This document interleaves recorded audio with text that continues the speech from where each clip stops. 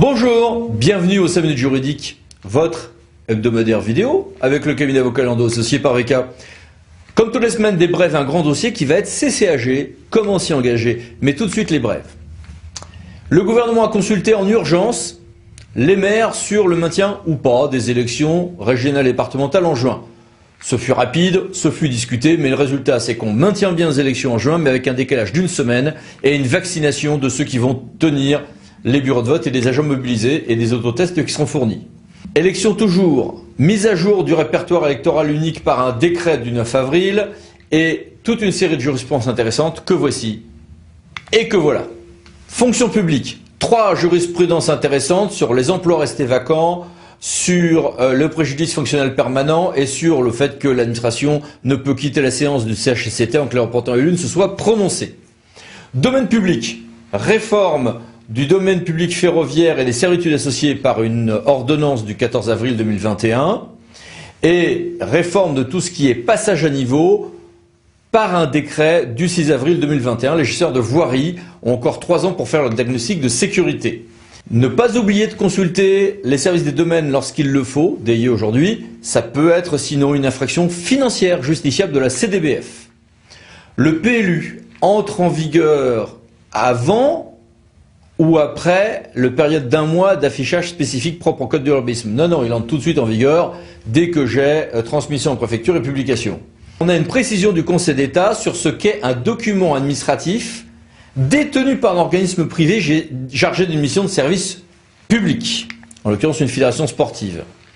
Est-ce que des pesticides qui iraient en dehors des champs pourraient glisser vers le statut de dépôt sauvage de déchets donnant un pouvoir de police au maire? Réponse non, nous dit le TA de Nantes sur une affaire concernant la commune de la Montagne. Redevance agence de l'eau, eh bien, inconventionnalité de certaines de ces redevances perçues par les agences de l'eau. Et puis école. Une école privée que je n'autorise pas à ouvrir ou que je ferme, c'est une décision administrative. Mais violer cette décision administrative peut entraîner des poursuites pénales. S'il y a relax ensuite au pénal, est-ce que ça entraîne l'illégalité de la décision administrative en amont? Réponse non, nous dit le Conseil d'État 2 avril. Et puis, commande publique, si je vais consulter donc les comités consultatifs de règlement amiable des différends alors qu'on s'agit d'une résiliation, alors il n'y a pas d'interruption des délais de recours contentieux, nous dit la CA de Marseille. Restons en commande publique avec notre grand dossier, CCAG, comment s'y engager? Les CCAG nouveaux sont arrivés au jour du 1er avril, avec les textes que voici, et toute une série de nouveautés, des correctifs, CCAG de maîtrise d'œuvre, qui est détaché donc du CGPI désormais, clauses liées au développement durable, à l'insertion sociale, au recours contentieux, aux circonstances imprévues, au plafonnement de certaines indemnités très discutées, aux clauses d'exécution des financières propres à aux PME, etc.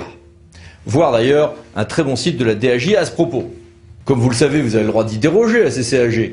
Mais si vous les mettez en œuvre, vous pouvez les utiliser dès lors que votre marché donc est lancé postérieurement au 1er avril. Mais les CCAG de 2009 s'appliquent par défaut jusqu'à leur disparition au 30 septembre. Sur tout ceci, quelques questions à Madame Valentine Charbonnier, consultante juridique à la Direction des achats de l'État, DAE, et à Evangélica Mitrou, avocate associée au sein du cabinet Lando associé. Merci et bonjour à toutes les deux. Bonjour à tous. Bonjour à tous. Première question pour vous, Madame Charbonnier. Quelles sont les nouveautés sur lesquelles vous voudriez insister d'un point de vue opérationnel? Le CCAG marque un véritable rééquilibrage des relations entre l'acheteur et les opérateurs économiques, comme en témoigne par exemple l'introduction du principe du contradictoire avant l'application des pénalités. Par ailleurs, ces CCAG sont véritablement porteurs de politiques publiques, comme l'introduction des articles sur les considérations sociales et environnementales. Et enfin, dernier point, l'introduction d'une clause de propriété intellectuelle autoporteuse dans tous les CCAG est de nature à sécuriser son exécution. Evangélia, as-tu quelques mots à ajouter à ce propos? Ce que l'on pourrait également retenir est la valorisation des ordres de service. Désormais, lorsque l'OS prévoit des prestations modificatives ou supplémentaires, l'acheteur public est obligé d'indiquer des prix provisoires après consultation de son co-contractant. Ainsi, si l'OS qui prévoit de telles prestations modificatives ou supplémentaires n'a pas été valorisé, de prix ne sont pas indiqués, le prestataire peut tout à fait refuser d'exécuter les prestations qui sont prévues.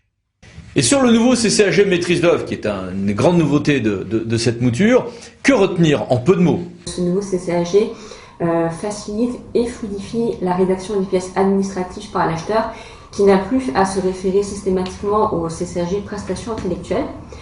Par ailleurs, ce nouveau CCAG maîtrise d'œuvre, il instaure un régime unique de concession à titre non exclusif, donc en matière de propriété intellectuelle. Et enfin, ce CCAG étaye certaines notions très utilisées, comme la co-traitance ou la sous-traitance. Et Evangelia? La création d'un dispositif de décompte général définitif, à l'instar de ce qui est prévu dans les CCAG travaux. Avec ce décompte général définitif, le maître d'ouvrage doit indiquer toutes les réclamations et tous les litiges à l'égard de son maître d'œuvre. Faute de quoi, il ne pourra plus l'appeler en garantie. On voit donc ici l'intégration de la jurisprudence qu'on connaît tous sur ce point. Et quels sont au total vos conseils pratiques? Prendre le temps de lire les CCAG avant de les mettre en application. Par ailleurs, il faut garder en tête que les CCAG, ce sont des documents généraux et qui contiennent des principes valables pour le plus grand nombre, mais que parfois il est nécessaire de se les approprier et de les modifier en fonction des spécificités de votre marché. Donc c'est pourquoi il y a un travail d'appropriation à effectuer. Je suis tout à fait d'accord avec Madame Charbonnier sur ce point et je voulais juste ajouter que si pendant cette période transitoire, vous voulez faire toujours référence aux anciens CCAG, c'est toujours possible. Si vous ne dites rien, il s'applique de toute manière par défaut. Voilà.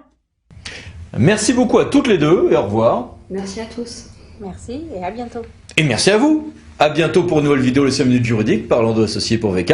Pensez à vous abonner. Au revoir.